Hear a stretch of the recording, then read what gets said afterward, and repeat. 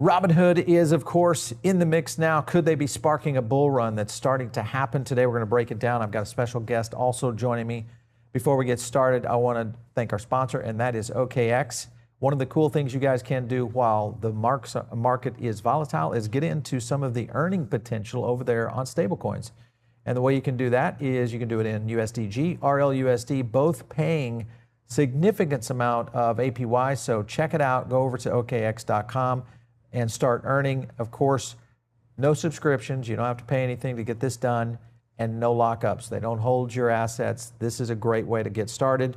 And when you're ready to start trading, if you're not, knock it out right there with OKX.com using our link down below. So check it out. Great app, by the way, too. Super app out there.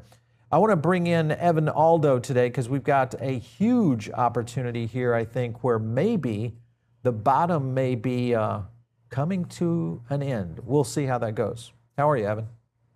I'm doing well. Great to be in Miami. So, yeah. Hey, we've got a lot of action in the market. One of the launches this week, actually today, was a project that we talked about on a previous video. I think it was on the most recent video we posted called SK Hynix. And this is a chip maker that we kind of broke down yesterday. I wanted to get your opinion. Actually, let me go to a clip real quick because this will explain a little bit more why this is going to be so big for the AI sector and how it could handle a little bit of rotation of capital. Take a look. It's extremely oversubscribed. Finding an opening price for this stock is going to be tricky. It's going to be a massive IPO. It'll take up a lot of the oxygen in today's market, Nicole. This would be the second largest share sale ever after SpaceX. SK Hynix is bigger, cheaper, and closer to NVIDIA. It's cheaper than the American rival in terms of markets, almost 6 times forward earnings versus Micron 7, so not that much, but still, a little cheaper. That discount existed because U.S. investors couldn't easily buy the Korean shares. Part of the Korean build-out specifically, the company says, could reach $720 billion. None of that supply, though, arrives before late 2027, which keeps the memory shortage going and record prices high intact for now. The revenue number I thought was a mistake that I read. So it's tripled to $65 billion, and it's going to triple to $235 billion this year. Yeah. That's at the end of this year. I saw that and I said that's got to be a mistake. And these were like this run-of-the-mill RAM. So now dream comes true.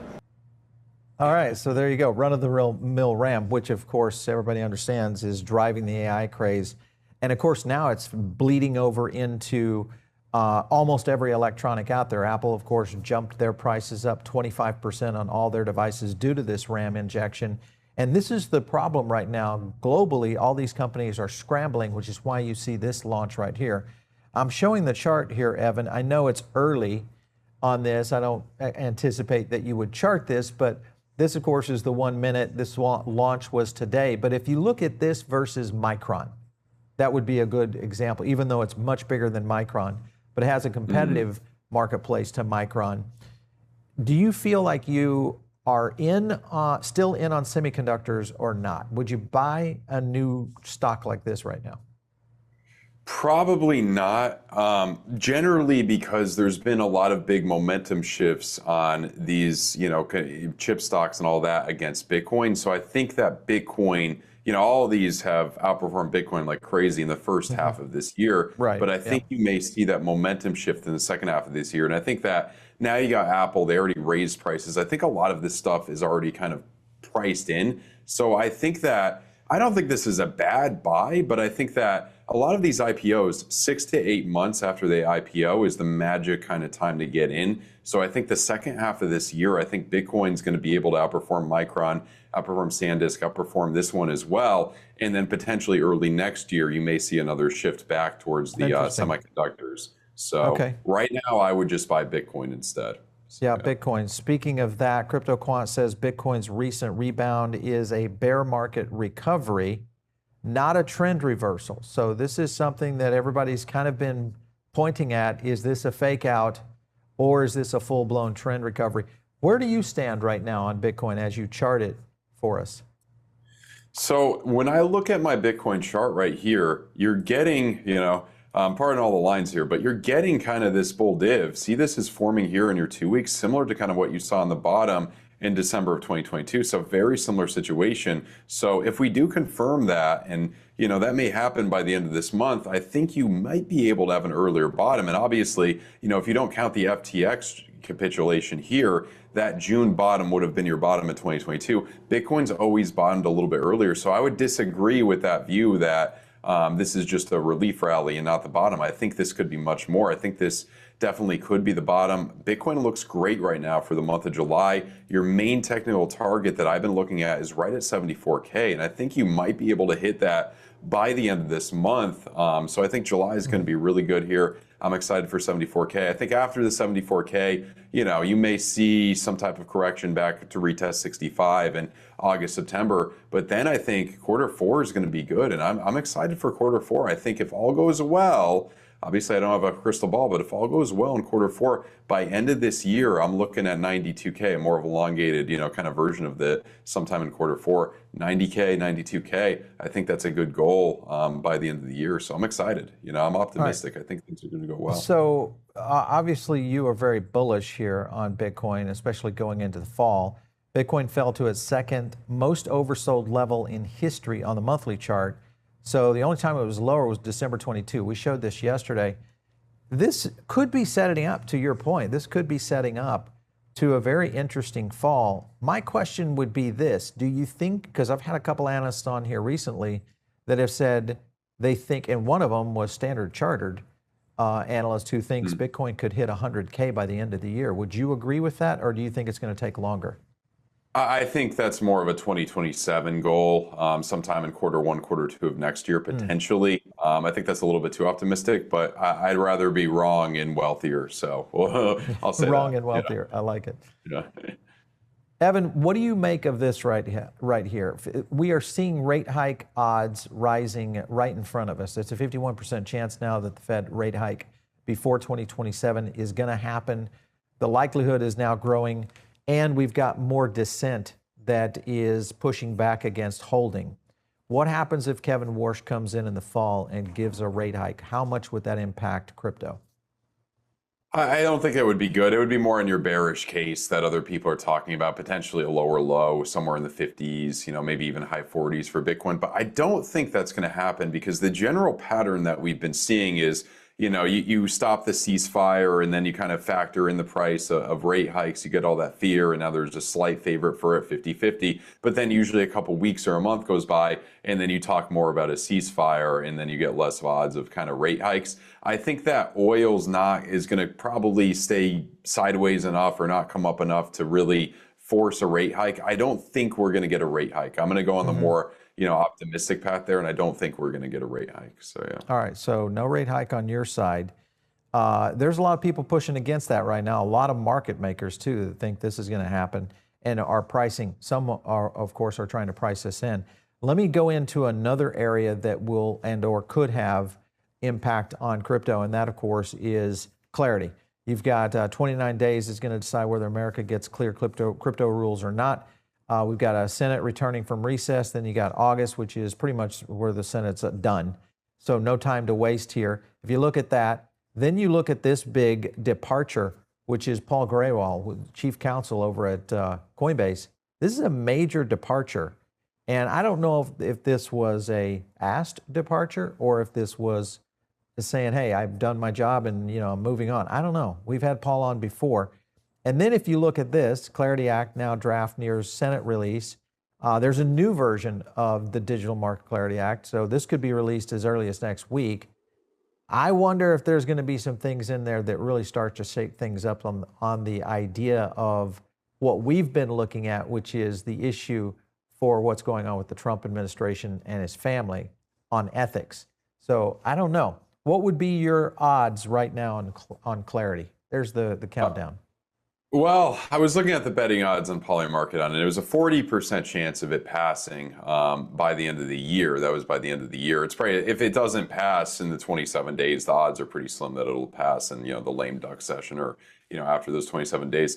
I'm going to take the slightly more optimistic route. I'm going to say they might be able to pull it off. Maybe, just maybe, they could pull it off. before. But the thing is, if they do pull it off, it's usually kind of a price gets factored in. So things I think will rally. And it's interesting because that's the 27 days. That's early August. I think we're going to rally into that deadline. And then whether or not the news is good or bad at the end of that deadline, the market's going to correct a little bit. So It doesn't matter in that aspect. But I'm going to stay optimistic. I think they might be able to pull it off. I don't know, though. It's interesting you say that because there is an angle on this that actually might prove Polymarket wrong. I want to play a clip for you because you might agree with someone here. Take a look. I'm saying vote-wise, I'm like 99% sure we're going to have a vote. As far as passage, I've been at about 60%. Some of that's just gut instinct from years of, working in the Senate, being around legislative process, seeing what's happening. The right people are in the room talking about this. So that really does make me feel more confident that we're in the right direction. But whenever people say to me, well, that's not what I'm reading in Polymarket or Kalshi. Well, Congress just about maybe 2 months ago actually banned all of congressional staff from being on prediction markets. So I actually think there might be a correlation here between when Congress said, staff and members can no longer be on prediction markets, and when the prediction markets started to not track what I think is kind of everybody else's opinion in Washington as to where we are with clarity. So I think they're wrong on this account. We're going to have a vote, and I feel like we're gonna get there on passage. Spicy takes. Sorry, Ron, go ahead. Okay, so one thing I would say, so to your point, she agrees with you that it's likely that this could go through. My point is this: there is no way you are stopping DC insiders from Polymarket. That's just not going to happen. These guys are professional inside traders. So they are out there. Yeah, I don't know. But the point is that it's kind of on the bubble right now. So I'm still on the fence because I just don't trust DC, to be honest with you, to get this across the line. Which is the issue. Right now, though, one thing I do trust is what's happening over on Robinhood Chain. And this is a big deal. Robinhood Chain just flipped Hyperliquid in DEX volume. This is unprecedented. And they've done it in less than 10 days? So you look at this, and I can imagine Robinhood is scrambling, trying to pull something off in terms of trying to deal with this market volume, and probably a surprise in general. When you look at the Hood stock as a whole, do you think the rest of the investment community really understands what's happening here? Yeah, I mean, it's wild, very unprecedented, like you said. The Hood stock, I've always been generally, more bullish on it, in this rally upward. You kind of got your correction. It kind of has followed Bitcoin to a certain extent here. And I think generally you should be good. I could see it being more, sideways crabbish. You bounce around into maybe the end of this year. And I think sometime 2027, 2028, it'll probably break up to 200, and then hopefully 300 would be my goal. So I think it could do pretty similar to Bitcoin over the next 2-3 years. A 2 or 3x, I think, is a pretty good bet for this. That's what I look at. I mean, I do think it'll kind of consolidate a little bit. Maybe it'll come down to retest 80 at some point, but it generally still looks strong. Money flow over here in your 2-day looks good. Some may say that some may be already calling for 200. That could be like probably the most optimistic scenario by the end of the year, 200. We just got to see if it can break through, 134. So yeah, I'm bullish on Robinhood. Definitely a long-term 200. What percentage growth would that be from here? That's about a double. So, I mean, that's aggressive in the next 5 months. Well, it's high, but if you can break above there, I don't think it's going to hit 200 by the end of the year, but sometime next year, next 2-3 years, 200 to 300. So you like this stock? You like this? You would hold this? I do. I think Robinhood's going to do well, man. Yeah, I mean, it is a big, if I had to guess what's going to happen, I think it's going to be like this. It's going to reject from like 140, 150, come back down to 100 or something. It's volatile. And then sometime like next year, probably you'll finally rally up to your rips into 200. Yeah. Okay. One thing though that could change the window here, because remember, you look at the market trading on sentiment, and sentiment usually drives memes, and we've already started to see that on the Robinhood chain here with CashCat. This was crazy, just showing an example of how a trader could have basically left about $3.5 million on the table. leaving too early. And that's the kind of thing that does happen with CashCat. For those of you who do not know, and we'll talk about it here in a second, but I want to play a clip because this will kind of give you a rundown on it. Take a look. CashCat on Robinhood is going parabolic, running from 10 million to 75 mil in the past 2 hours after Vlad, the CEO and co-founder of Robinhood, followed the token on X. The lore behind this coin is that CashCat was the original name for the Robinhood app, which you can see Vlad quote tweeting this post with an image of the CashCat back in April of 2021. I have so much money in this dumbass CashCat that now if Vlad lists this after I sell, I can't even imagine what I'll do. But I hate this. I'm sitting here waiting for Vlad to do something and he's never going to do it. You think they'll list it? No, not a chance.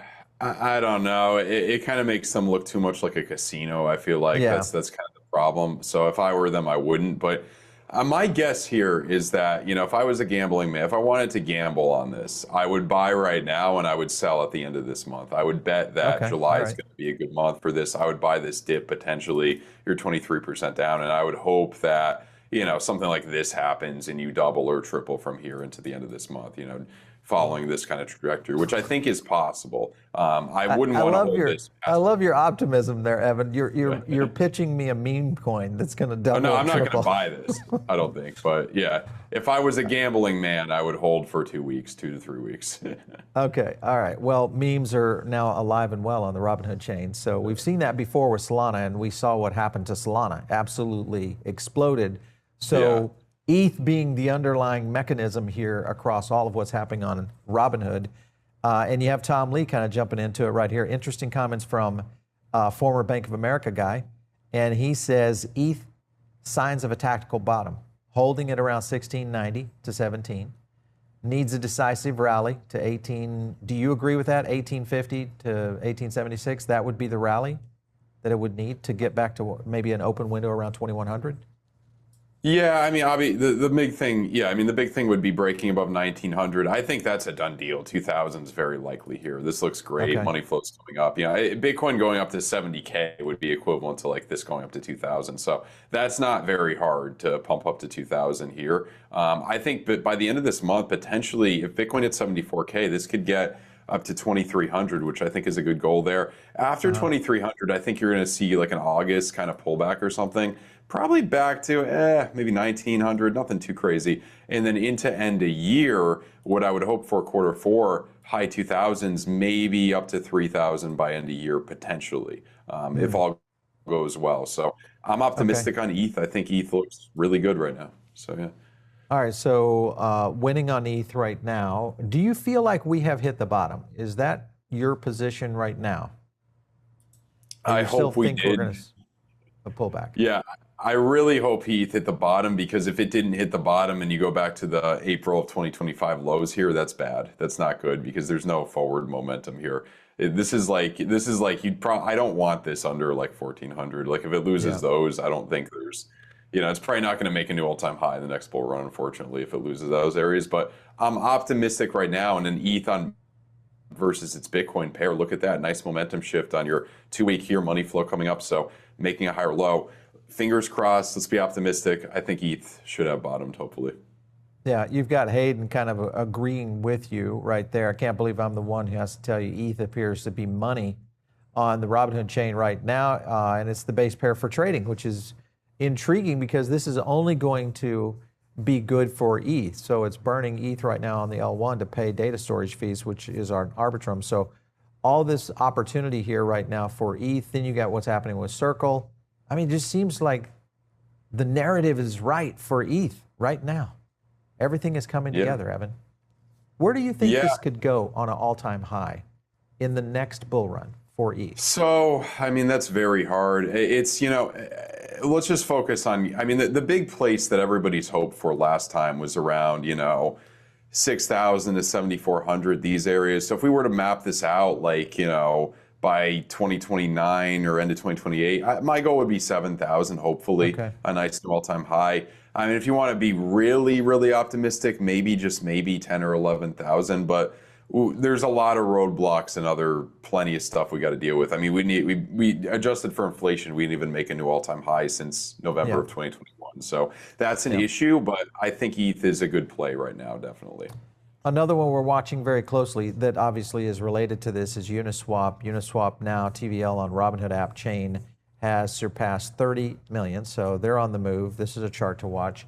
If you look at Uniswap, this is one that we're holding, and we continue to look at this chart. It has been performing pretty well, along with things like Jupiter, et cetera. Explain to me what you think Uniswap could do maybe over the next 6 months.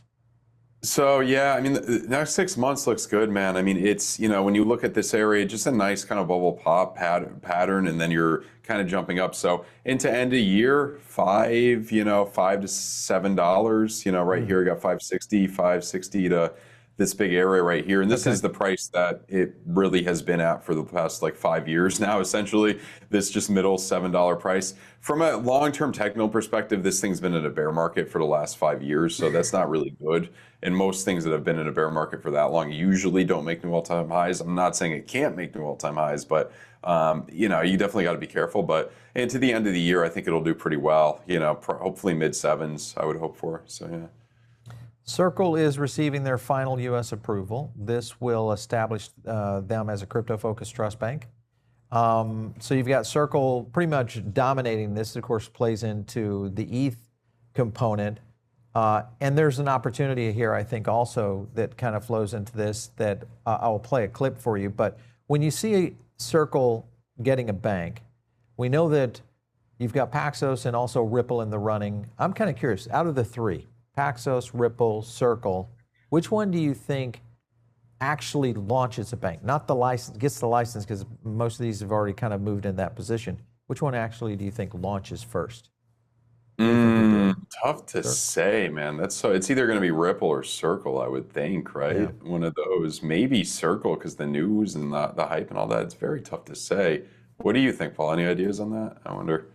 I think Ripple's got an inside track on it, but that's just, But Circle is getting some very good news, and I think they're also strategically aligned very well. And they're one or two moves away from maybe outflanking Ripple, and that is something that I think Garlinghouse is probably watching right now. Yeah, so when you look at Circle right here, this is like a very low risk, high reward opportunity, hitting a major point, kind of the inception point here from June of 2025. Mid 60s, I think, is great for this. And this could run up, potentially double from here, run all the way back up to that 100 mark. So I think there's a lot of potential here. If it loses $60, I'd be less optimistic. But right now, looking good. Yeah.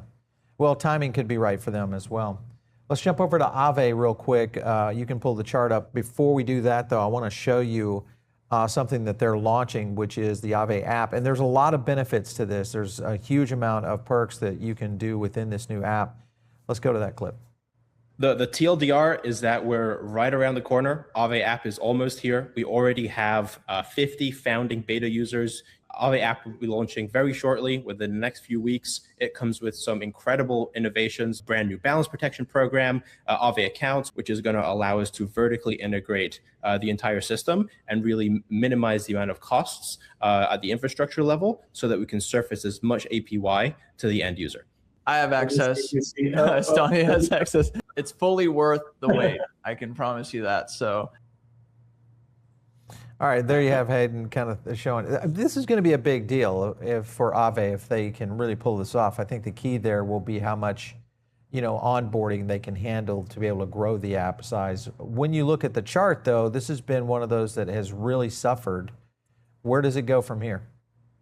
I mean, yeah, it really, a lot of these things, like I mentioned on Uniswap, I mean, it's technically still been in a bear market since 2021. So that's what it has going against it. But it does look really good, for the next 4 to 6 months into the end of the year. Nice momentum shift right here. You're getting a jump. I mean, it can easily run back up to 170 potentially, maybe even 260 if all goes well, which would be a little over a double. There's a lot that can happen. If we look at previous rallies here, something like this from the same area, yeah, by end of year, 160 would be a good guess. So I think there's potential. It looks pretty good for the next 6 months, yeah. News on Solana's ecosystem. You have Backpack launching their first 24/7 brokerage for U.S. equities. This has gone live. They were also the company that was approved in MiCA, which was amazing. when you consider what is happening within the Solana ecosystem, overall, how would you position Solana versus Ethereum right now? If you were investing and you only had to go with one, what do you think? Oh man, I mean that's tough. That's tough. I mean, it depends how much risk you want to take. So they both look good right now. They both look really good. Solana probably should be able to jump to $100 relatively soon, maybe even by the end of this month, sometime there. If you wanted to, I mean, the answer to that question, I mean, ETH versus Solana, or excuse me, Solana versus ETH, getting a nice momentum shift right here. And Solana has outperformed ETH, for the past 3 years, essentially. So if you're following momentum, this probably would be the choice to take, but be careful. I mean, in the short term, we are bleeding against ETH at the moment, but I think it should continue forward. So, I mean, I wouldn't just buy one, but, I hold more ETH than Solana personally, but I do think there's a good shot that Sol can outperform ETH. So, yeah. All right, so there you go. And you got to remember, too, this will be a battle, too, in terms of just what's happening within the Robinhood chain, which will continue, I think, to push more availability and most likely more companies and projects building on Robinhood chain, which will be intriguing. Speaking of building, though, on chains, you've got Jito, of course, JTX launching very soon. This is a big deal. We're going to have them on to talk about this. But when JTX launches, this could expose a lot more liquidity into Solana in general. When you look at Jito in general, how would you, first of all, would this be a token? Like if you think about what Jupiter has been able to do so far, a very high performing token, Jito kind of in the same place. What do you think? Yeah, I mean, big momentum shift that we've seen since February. It's come up a lot, consolidating right now, which is good, kind of a healthy correction. I would hope this comes down a little bit farther and gets a nice bounce off of like 45 or 50, but I think there's a decent shot, and keep in mind, this one gets riskier, but there's a decent shot that if you can keep the momentum, you would eventually get back to up to, $1.80, which is like a 3x from here. So, if you can hold, generally break above and hold 70 cents, there's no reason why you wouldn't be able to jump up to $1.80. So there's some potential. I do think this is a little bit riskier than, a lot of other things, but a lot of potential here, definitely. I like it. Okay, very cool. Just to be clear, because you had a number for July for Bitcoin that I wanted to make sure and confirm. Can we go back to the Bitcoin chart? Because you had a number that was about 75K, I think you said? 74K. Okay. So one technical target's at 74. I think we'll at least get it to 70. That's very highly likely. 74 is slightly less likely, but I think that's well within the realm of possibilities by the end of this month. 74K. So yeah. All right, Evan Aldo, thank you so much for coming in today. Great to chart with you again. Glad to have you back in the States. So we'll probably have you in studio soon. I know you're still traveling, but we'll get you in studio. Okay. Yep. Looking forward to it. Always honored talking to you, Paul. Thanks so much.